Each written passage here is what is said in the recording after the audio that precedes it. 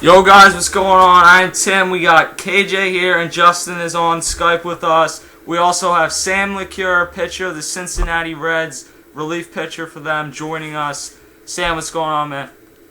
Not a whole lot, brother. Just sitting on the porch trying to figure out what we need to take what needs to take this team to the next level. Yeah, and that's something a lot of people are asking about the Reds right now.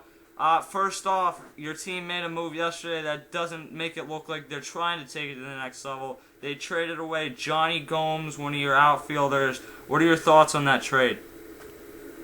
It's kind of sad to see Johnny go because he's a real gamer. He brings a lot of energy. He's a funny dude. He always, he's on your side. He's going to fight for you. So it's from that perspective and from some of the energy that he brings to the field.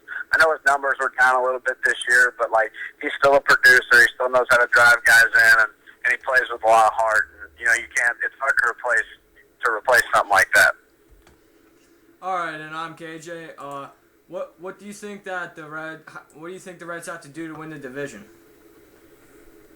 I think we need to win about 40 of the remainder of the games. That's number one. In order to do that, yeah, I think everybody just kind of needs to play. I think guys are having kind of down years in a sense.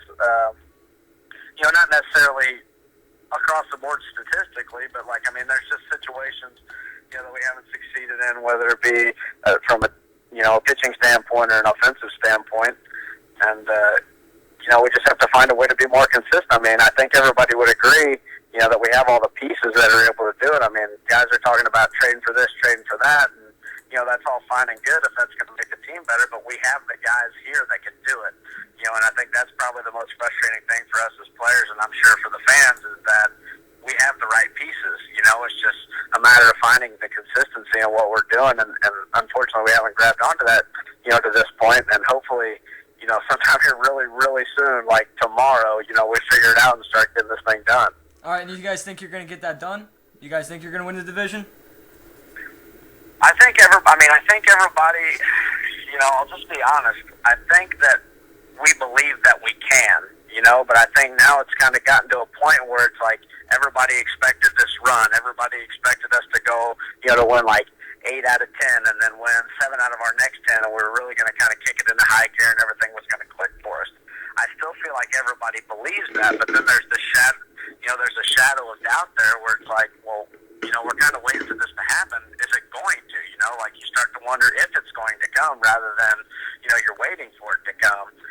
And, I think everybody feels that we definitely know we have the ability to put this thing together, and come out on top at the end of this, but it has to happen now, I feel like we're kind of expect it to happen rather than going out there and making the adjustments to make it happen, and hopefully we turn that around pretty quick. I'm Justin. How does it feel to be in the bullpen alongside with Aroldis Chapman and Francisco Cordero? I can speak, about a lot of, all of those guys, not just those two in particular. Coco's a veteran, and he's been around. He's seen a lot of different things. He's closed a lot of games, pitched in many different situations, and just kind of watching him go about his business, and how professional he is and how well he takes care of himself, that's something that I learned from, and I learned from, all of those guys in the bullpen. Aroldis is, he's a rock star kind of, there's a lot of hype that follows him wherever he goes, and, obviously he's a guy that can do something that nobody else can do, basically, and that's an attraction, and that's fun to watch. He's still really young. He's still learning about our culture. He doesn't speak much English yet, and he's still learning some things about pitching. I wouldn't say that I've figured it all out by any stretch of the imagination. I'm 27. People forget that he's 21, 22 years old. He's got, you've got to give him a little bit of room to bend. You can't just break him right away. And, he had some growing pains earlier this season. And, he's really, since he came back off the DL, has thrown the ball really, really well in any situation that they've called upon. And, that's good to see. That's only going to benefit the team.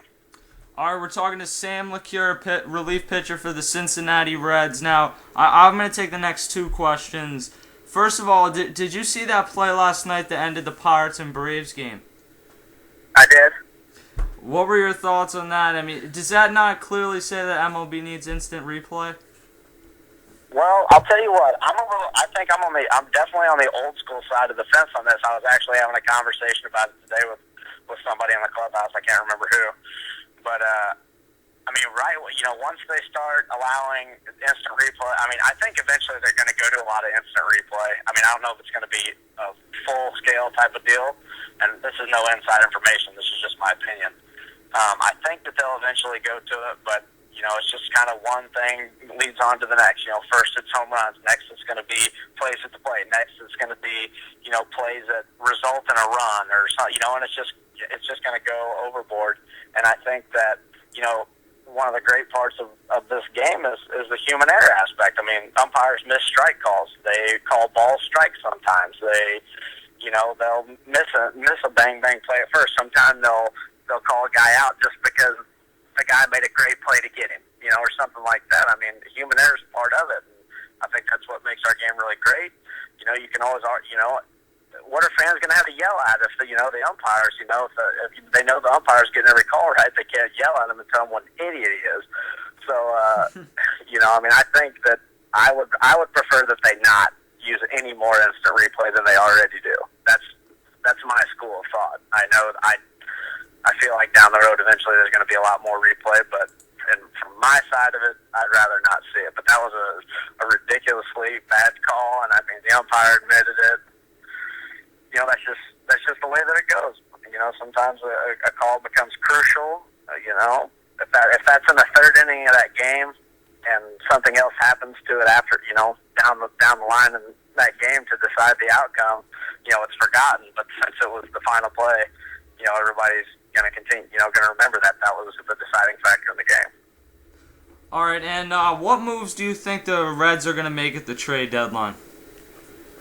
I don't know. That's really tough for me to speculate. I try not to think about it too much because I don't want that to interfere with what I'm trying to do as far as helping us win games.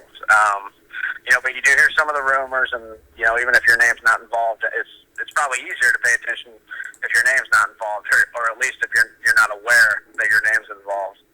I don't know. I've heard, I guess, different things as far as whether they're going to try to go get a hitter or a pitcher.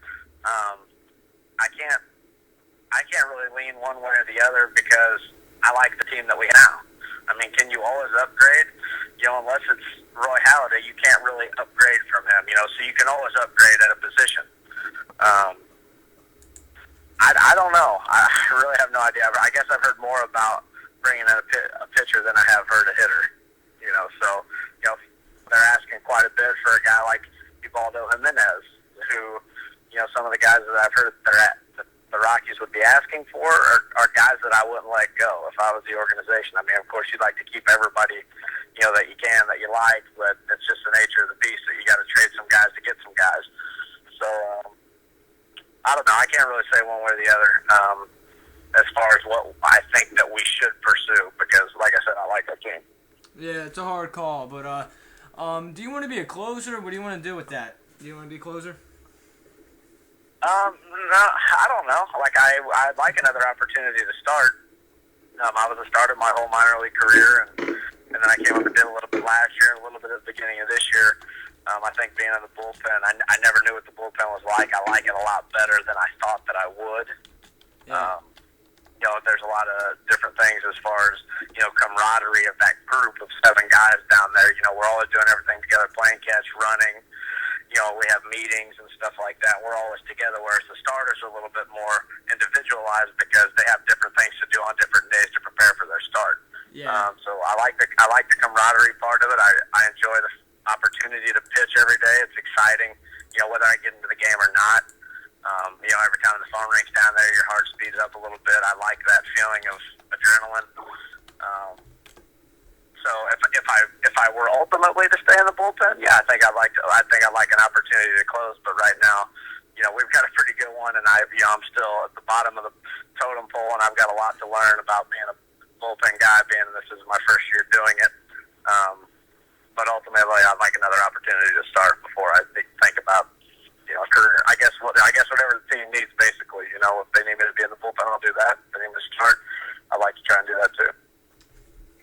Could you think Chapman could be a closer or a starter? Do I think he could be which one? A starter? Do I think he could be a starter? Yeah. I think he'd need to develop a third pitch possibly. I mean, I guess not really. You know, he can throw that fastball slider combination, and so far I haven't seen too many guys right or left-handed take a good swing at it. So, yeah, I think, you know, just like myself, I'd have to learn how to condition myself better to be a starter if I'm going to go out there. You know, I'm sure it takes a lot of energy to throw 100-mile-an-hour fastball. So, you know, you'd have to think he'd need to be in really good shape to do it. He'd have to learn that program and how to throw and try to get close to 200 innings every year. I think that would be a situation where you'd have to, you know, I'm not a scouting director or general manager or anything like that, but I think that'd be a situation where you'd have to kind of ease him into it, you know. I mean, this year he's going to end up throwing, 50 innings maybe, you know, and then, you know, so you got to bump his innings up. You got to, you know, and that's a couple-year process, and I don't know if you want to do that necessarily at the big league level. You know, I think they envision him as a starter, you know, at some point when the need arises. But yeah, I mean, I think he could do it. Obviously his stuff's just pretty ridiculously nasty. All right, Sam Lecure, pitcher of the Cincinnati Reds, joining us. And after a bad appearance, do you prefer to have a day off or get right back into it the next day? I feel like I'd prefer to go out there again the next day, you know, and just kind of reprove to yourself that, you know, that was just, all right, you know, you had a bad outing, that, you know, that's going to happen less than more, I guess. You know, you're going to have more good ones than bad ones, so I guess, you know, yeah, me personally, I'd much rather get back out there the next day, but on the same hand, if I have a good outing, I want to get back out there the next day. You know, you're always kind of feeding off. You know, I'd love to be able to pitch every day if my arm could withstand it. You know, if anybody's arm could withstand that. And, you know, but probably more so if I had a bad game, I'd want to get right back out there the next day and, you know, give them hell again. So, what's your favorite part of being a Cincinnati Red? It's not just the Cincinnati Red. You know, I mean, I like the tradition of the city, the tradition of the organization, and those things. You know, I guess right now my favorite part of it is the fact that I'm doing what I've always dreamt, you know, that I wanted to do, and that's a pretty cool thing. And you know, once I was drafted in this organization, I played with a lot of these guys before the major leagues, and so it's a lot of ways, you know, you feel like you're playing with your friends. You know, you are playing with your friends, and you know, you spend a lot of time with these guys, and you know a little bit about them personally too. You know, it's not just you know them at the baseball field. You know what's going on with their lives. You know their wives' names, their kids' names, how they're doing, where they're living, and all that stuff. And you know, that's a pretty cool deal.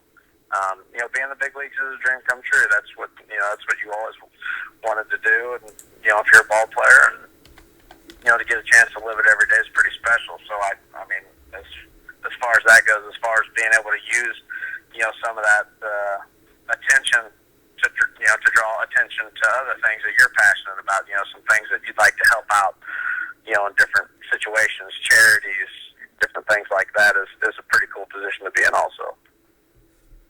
Who do you think will win the World Series? This year? Yes. I don't know. It's like they're I don't know. The Red Sox are pretty good. Their pitching staff's been a little suspect as far as some injuries and things like that. One of the guys healthy is John Lackey, and he has been, you know, this is probably, I'm sure probably the worst year he's ever had of his career. You know, he still managed to win 8 or 9 games just because their offense is ridiculous. But you know, then they got the Buchholz kid. I think Boston, if they're healthy, you know, has a chance. I'd say they'd probably be my pick from the American League. The National League, I would have to guess between the Phillies and the Giants, especially now that the Giants just picked up Beltran. You know, their offense has kind of been horrible, basically. Not horrible. I'm saying that, and they're going to come in this weekend. No, you're right. You're right. No, but no, I'm just saying, like, you know, it's just karma. But you know, their offense is suspect at times. I'll say that. You know, they're kind of hit or miss.